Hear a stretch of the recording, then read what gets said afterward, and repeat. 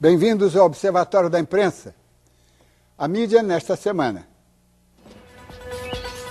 A imprensa não comemorou nem lembrou, mas deveria.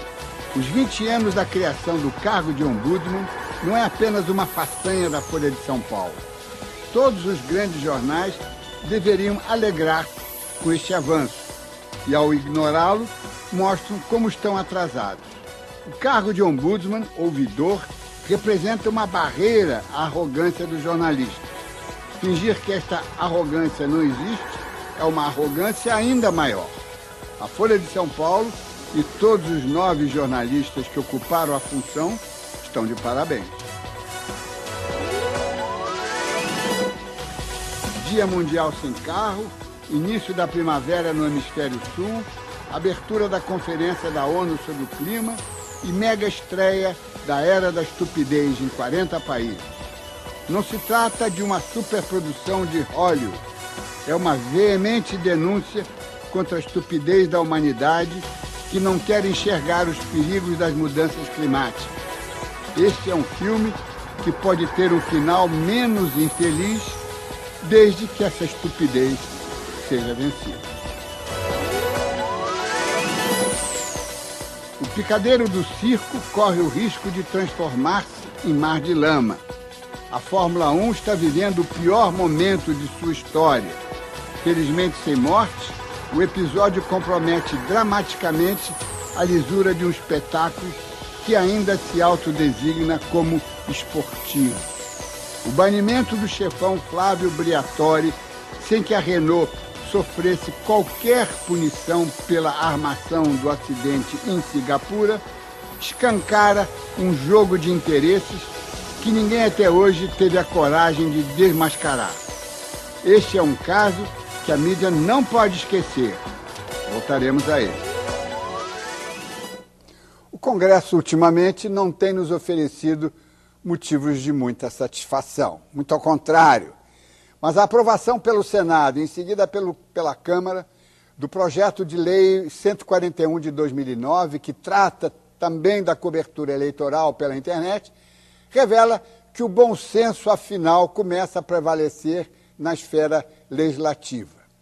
A satisfação é ainda maior quando se sabe que o projeto de lei que estava sendo elaborado no Senado era muito restritivo e o texto finalmente aprovado ainda contém cláusulas limitadoras, insensatas, mas em linhas gerais é liberal e contemporâneo. Este era o problema da versão anterior, que tratava um meio de comunicação ultramoderno com uma ótica antiga e retrógrada. Outro dado positivo que merece ser registrado. Desta vez, o Legislativo não se omitiu, como aconteceu com a lei de imprensa e a questão da obrigatoriedade do diploma para o exercício do jornalismo, remetidas indevidamente ao Judiciário. Quem faz as leis são os legisladores. Aos magistrados cabe apenas analisar a sua aplicação. Em algum momento, a Justiça Eleitoral será convocada para analisar o Decreto 141, mas a sua estrutura foi desenhada na casa apropriada, com os procedimentos apropriados.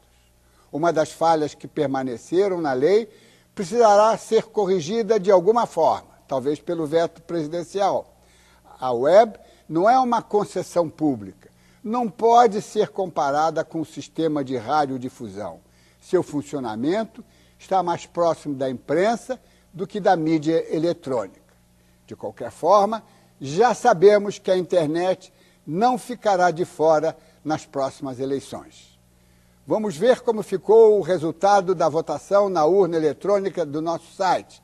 A pergunta era: Venezuela, Equador, Bolívia e Argentina, a imprensa está sob ameaça?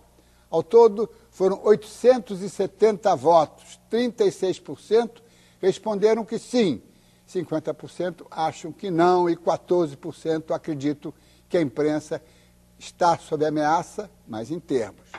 A pergunta desta semana é: a política brasileira sairá ganhando com o uso da internet pelos políticos? A votação deve ser feita apenas em nosso site, no endereço que você vê aí na tela. Pela primeira vez no país, a campanha eleitoral vai ganhar mais peso na internet. Porém, ainda há restrições. O Congresso Nacional aprovou o projeto de lei da reforma eleitoral com avanços nas regras para a campanha eleitoral na internet. Considero um avanço uma necessidade e até uma inevitabilidade. A internet é um território, por vocação, livre para a participação de internautas, para comunicação de notícias, de ideias, de programas por parte dos políticos, dos dirigentes partidários. É o reino da interação em tempo real. No rastro da bem-sucedida estratégia de Barack Obama nos Estados Unidos, os parlamentares se encantaram com as mídias sociais. Blogs e sites de relacionamentos são os alvos preferidos dos congressistas. E não é para menos. Com cerca de 62 milhões de usuários conectados na rede, somos o 5º mercado de internet no mundo. A internet ser livre não é desvantagem para ninguém. E não há outra opção, porque ela é livre, mesmo que a gente não queira, né? A internet não tem centro, não tem dono, não tem como controlar o fluxo de informação. Eu acredito que os excessos de liberdade, vamos supor, que às vezes causam ruído na internet, são melhores do que qualquer cerceamento de expressão, porque é justamente dessa fricção de mentiras, de boatos, etc. e tal, que as coisas são desmentidas também na mesma velocidade na internet. A partir da nova lei, é livre a manifestação de pensamento, desde que o usuário se identifique. E a Justiça poderá determinar o direito de resposta se o candidato se sentir ofendido.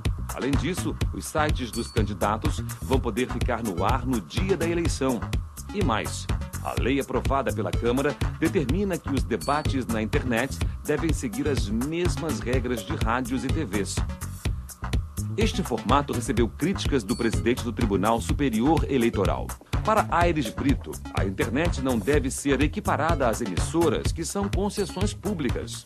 É pertinente a discussão desse território da internet pelo Congresso Nacional.